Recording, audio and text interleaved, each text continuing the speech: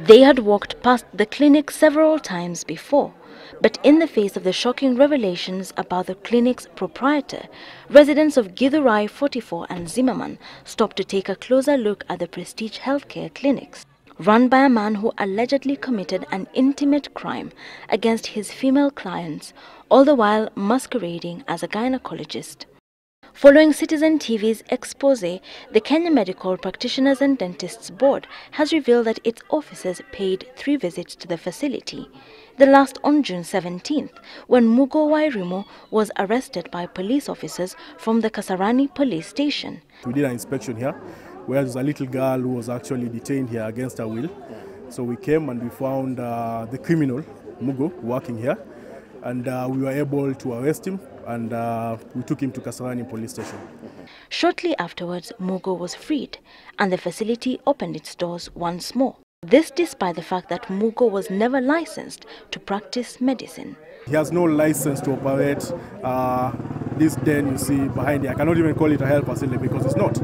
We haven't inspected it. Nairobi County Health Inspectorate hasn't inspected it to ensure that it meets the standards to be registered by the Medical Practitioner and Dentist Board. This now begging the question, if the board was aware of Mugo's lack of qualifications, whose responsibility was it then to enforce the closure of his facilities?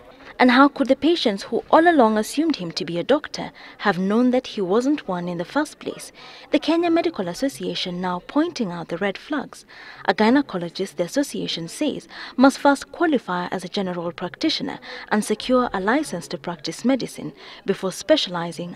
Beyond registration, then when you become a specialist, then there's something called a specialist recognition certificate, which is given by the board. This certificate is also given one-off once you satisfy the criteria. If you are then to go into private practice, you then need to have an annual license.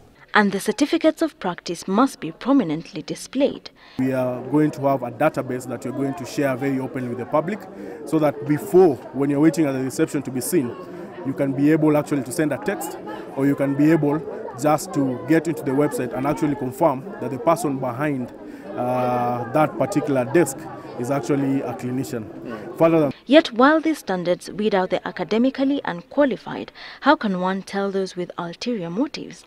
Prestige Healthcare's name has for now disappeared under a coat of fresh paint, raising the question, what would it take to ensure that fake doctors like Mugo Wawairimu do not simply reopen their clinics under new names? Wilkis Anyabo, Monday Special.